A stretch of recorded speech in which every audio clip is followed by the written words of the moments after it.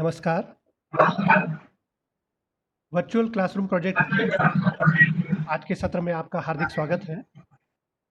ये जैसा कि आप जानते हैं एक कोलैबोरेटिव वेब इनिशिएटिव है department of geology government VYT PG autonomous college Durg और department of geology government NPG science college Raipur. हमारे साथ में आज विशेषज्ञ के रूप में डॉक्टर संदीप अनसुत्रे जो कि department of geology government NPG science college Raipur से हैं। हम लोगों को मिनरल्स के फिजिकल प्रॉपर्टीज़ के बारे में कुछ विशेष बातें बताने वाले हैं। बहुत रोचक ढंग से, बहुत ज्ञानवर्धक चर्चा ये रहेगी। सर, इस सत्र में आपका हार्दिक स्वागत है। वनसूत्रे सर। डॉक्टर देशमुख, मैं भी अपनी ओर से और अपने संस्थान गवर्नमेंट एनपीजी कॉलेज रायपुर की ओर से आपका और सभी छात्रों का और यहाँ जो भी जिज्ञासु बैठे हुए हैं देख रहे हैं इस वीडियो को, सबका स्वागत करता हूँ और हार्दिक धन्यवाद भी देता हूँ यहाँ पर उपस्थित। सर, जैसा कि आज की चर्चा का विषय है फिजिकल प्रॉपर्टीज ऑफ मिनरल्स, इस पर बात करने से पहले एक बार मिनरल्स के डेफिनेशन के बारे में हम संक्षेप में हमारे ऑडियंस को कुछ बताएं तो शायद अच्छा हो। तो सर, मिनरल की परिभाषा के बारे में कुछ आपसे हम जानना चाहेंगे। जैसे कि छात्र लोग जानते हैं, भूविज्ञान की कई शाखाएं हैं, जिसमें एक शाखा है मिनरोलॉजी या खनिज विज्ञान जिसको हम कहते हैं। खनिज विज्ञान के अलावा शैलिकी, पेट्रोलॉजी, पैलेंटोलॉजी, सेडिमेंट्री पेट्रोलॉजी, फोटोजियोलॉजी, बहुत सारी शाखाएं हैं। उसमें से एक मिनरोलॉजी शाखा है जिसमें हम मिनरल्स का अध्ययन करते हैं। अब ये मिनरल्स क्या होते हैं? रॉक के बेसिक कॉन्स्टिट्यूएंट्स को हम मिनरल कहते हैं, जो शैलों में हमको मिलते हैं। ये तो उसकी एक मोटी मोटी परिभाषा हो गई। To call a spade, if we go to the strict definition of a mineral as per the mineralogy, mineral is a natural, solid, inorganic substance having definite chemical composition and internal atomic structure with or without development of outer crystalline form. अब इसमें सबसे बड़ा सवाल ये आता है कि इस परिभाषा को जो छात्र यहाँ बीएससी के बैठे होंगे, जो स्नातक स्तर के छात्र बैठे होंगे, उनको ये परिभाषा याद कैसे रखनी है? तो उनको ये परिभाषा याद नहीं रखनी है। मेरा उनसे अनुरोध है कि ये परिभाषा उनको समझनी है।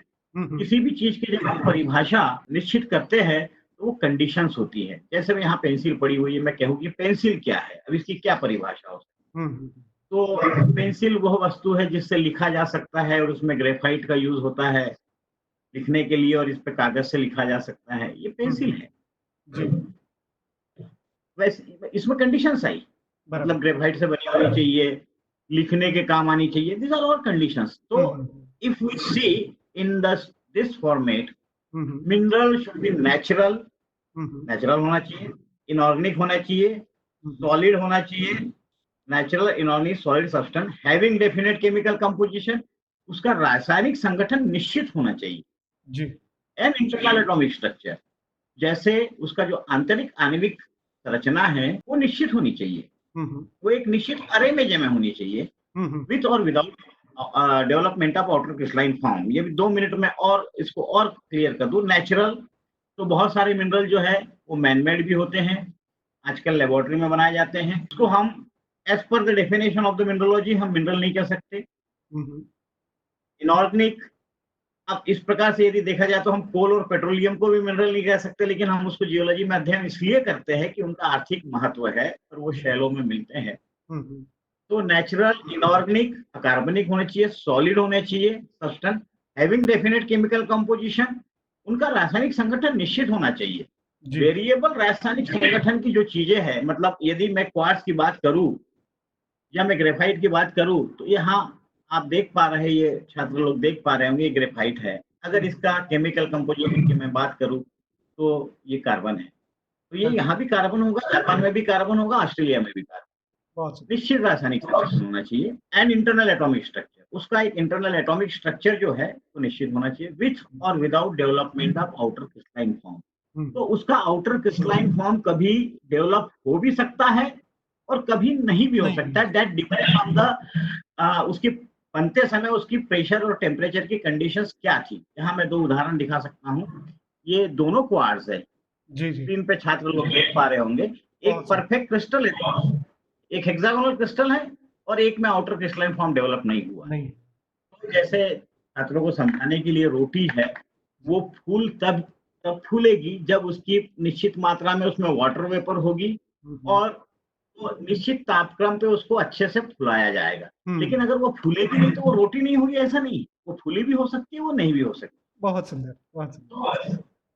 तो उसका आउटर क्रिस्टलाइन फॉर्म जो है, हुँ, हुँ। वो डेवलप्ड हो सकता है, नहीं भी हो नहीं, सकता है, ये खनिज होता तो ये थी खनिज की परिभाषा। और क्योंकि खनिज विज्ञान के अंतर्गत हम लोग खनिजों की विभिन्न गुणों का अध्ययन करते हैं। ये गुण भौतिक गुण भी होते हैं, रासायनिक गुण भी होते हैं, साथ ही प्रकाशीय गुण भी होते हैं। तो आज चूँकि हमारी चर्चा का विषय खनिजों के भौतिक गुणों से संबंधित है, तो सर खनिजों के भौतिक गुण इससे क्या तात्पर्य है और कोई एक गुण जिसकी चर्चा आप अभी करना चाहें? है। डॉक्टर साहब, जैसा कि हम जानते हैं कि खनिजों की पहचान हुँ, हुँ। करने के बहुत सारे माध्यम हमारे पास, बहुत सारे मीन्स हमारे पास है। अभी जी। In the modern era of developed science हम यदि कहें, हुँ, तो हुँ। रासायनिक संगठन है, उसके बाद में आईसीपीएमएस है, बहुत बड़े-बड़े इंस्ट्रूमेंट है। लेकिन जब हम फील्ड में जाते हैं और बच्चे जब इनिशियली भूविज्ञान पढ़ रहे हैं, हुँ, तो हुँ। उनको खनिजों को देख के उनको भौतिक गुणों के आधार पे पहचानना है। जी। जैसे आप किसी भी डॉक्टर के पास जाते हैं, तो वो तो बाकी टेस्ट तो आपका बाद में करेगा। पहले तो वो हार्ट बीट देखता है, नब्ज़ देखता है। दिस इज़ द बराबर। Initial diagnosis. तो हुँ, आप वो फील्ड में जब आप जाएँगे, कितना भी बड़ा जियोलॉजिस्ट हो, अगर वो आईसीपीएमएस के बारे में कितना भी तज्ञ हो, हुँ, लेकिन हुँ। अगर वो हाथ में मिनरल लिया और उसने हाथ में पहचान नहीं पाया, तो उसका जो ज्ञान है, उस पे कहीं न कहीं प्रश्न चिन्ह लग जाता है। तो हमको सबसे पहले भौतिक गुणों के आधार पे खनिजों को पहचानते आना है। तो वो भौतिक गुण जो है, वो उन भौतिक गुणों के आधार पे हम खनिजों को पहचानने के लिए सबसे पहला गुण हम लेना चाहेंगे कलर या रंग। हुँ, तो खनिज एक से अधिक रंगों में मिल सकता है। ऐसा हुँ। ज़रूरी नहीं कि एक खनिज एक ही रंग में मिले। जैसे यहाँ पे मैं आपको ये दिखा सकता हूँ, अभी जो मैंने अपन ने क्वार्ट्ज देखा है, जी। ये ट्रांसपेरेंट क्वार्ट्ज है, ये पिंक क्वार्ट्ज, दोनों क्वार्ट्ज। जी, जी। तो ये एक से अधिक रंगों में मिल सकता है। यहाँ पे देख सक पा रहे हैं आप कि कई रंगों में कई खनिज देख सकते हैं आप। जी, जी, जी। तो खनिज कई रंगों में मिलते हैं। हाँ, हाँ। देखिए, यह रंग जो है, ये एक महत्वपूर्ण गुण हो सकता है खनिजों को पहचानने के हुँ, लिए, हुँ। Along with the other property. हुँ, यदि हम इस रंग को अलग अदर प्रॉपर्टीज के साथ में कंबाइन कर ले, तो जी। This can be property for identification of mineral in hand specimen. हाँ, हाँ। इसमें जैसे हम देखें तो कलर में खनिजों की जहां हम बात करें, तो इडियोक्रोमेटिक, एलोक्रोमेटिक एंड स्यूडोक्रोमेटिक। हुँ। तो इडियोक्रोमेटिक में वो खनिज होते हैं जिनका रंग उनके खुद के कॉन्स्टिट्यूएंट्स के कारण होता है। जी, जी, जी। जैसे हम उदाहरण देख सकते हैं एज्यूराइट। हाँ, हाँ। एज्यूराइट कॉपर कार्बोनेट और कॉपर हाइड्रोक्साइड के कारण उसका रंग ही ब्लू है। और मतलब ग्रीक भाषा में एज्योर का मतलब ही ब्लू होता है, तो उसका जी, नाम जी। एज्यूराइट इसलिए पड़ा है कि वो ब्लू कलर में ही मिलता है। बहुत और सही। वह खनिज चूंकि ब्लू कलर में मिलता है, चाहे आप कहीं का भी एज्यूराइट ले लीजिए दुनिया में, वो आपको हमेशा ब्लू ही मिलेगा। ये तो ये ब्लू कलर होने के पीछे कारण जो है, वो उस मिनरल का जो कंपोज़िशन है, उसके अंदर जो कॉपर आयन्स का प्रेज़ेंस है, वो उसको ब्लू कलर इम्पार्ट कर रहा है। बिल्कुल, बिल्कुल, बिल्कुल। जी, जी। आपने बहुत बेहतर बताया कि उसमें जो कॉपर आयन का।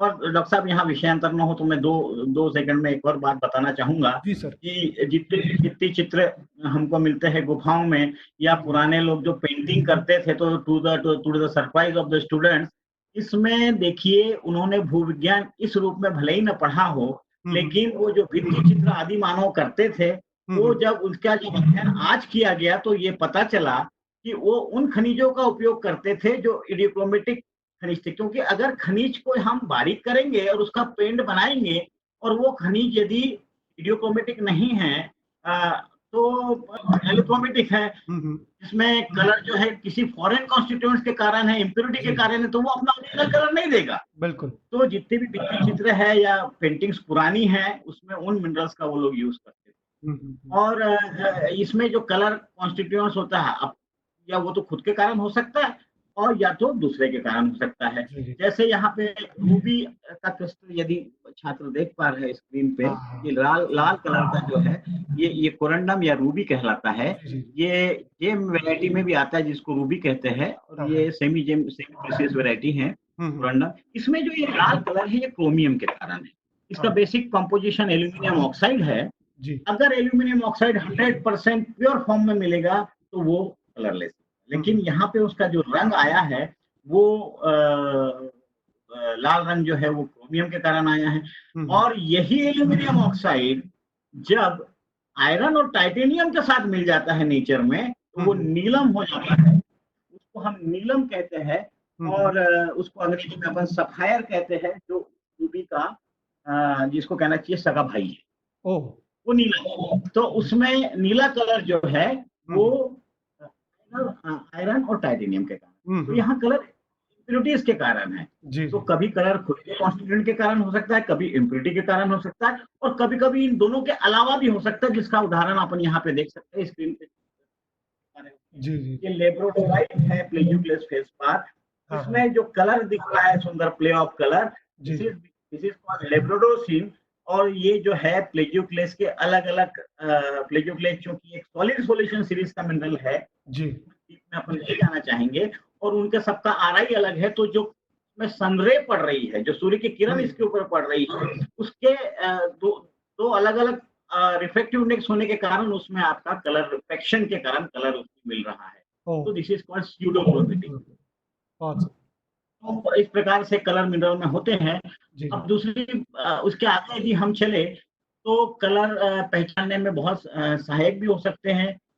कभी-कभी जैसे आपने एज़ुराइट का उदाहरण बताया। हुँ, हुँ। एज़ुराइट ब्लू ही होता है और ये ध्यान में रखना पड़ेगा कि एक मिनरल एक से अधिक कलर में मिल सकता मिल है, सकता depending on what equality it contains. जी, इफ जी। It is not a dichromatic. Sir एक चीज़ और हमारे जो विद्यार्थी हैं, उनके बेनिफिट के लिए एक चीज़ और आपसे रिक्वेस्ट करना चाहता हूँ कि जो स्पेक्ट्रम में 7 रंग हैं, उनमें जी, जो वीआईबी, जीवाईओआर जिसको हम लोग बोलते हैं अ, विबग्योर जी। हाँ, विबग्योर। तो हम लोग क्यों ना एक बार हर कलर का एक कोई दिखाने वाला एक मिनरल एटलीस्ट बच्चों को उनका नाम मालूम रहे और जो हमारे कलेक्शन में आपके पास में हो, उनको हम लोग देख भी सकें।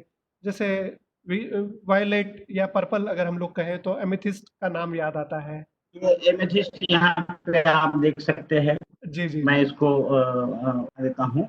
जी, ये देखिए बस यहाँ पे देख पा रहे हैं, ये बहुत एमेथिस्ट है। सुंदर सर। सर थोड़ा-सा ऊपर ये आपने भी, ऊपर दिखाएँगे अगर तो? बहुत सुंदर। ये देखिए ये एमेथिस्ट, क्या बात! एमेथिस्ट।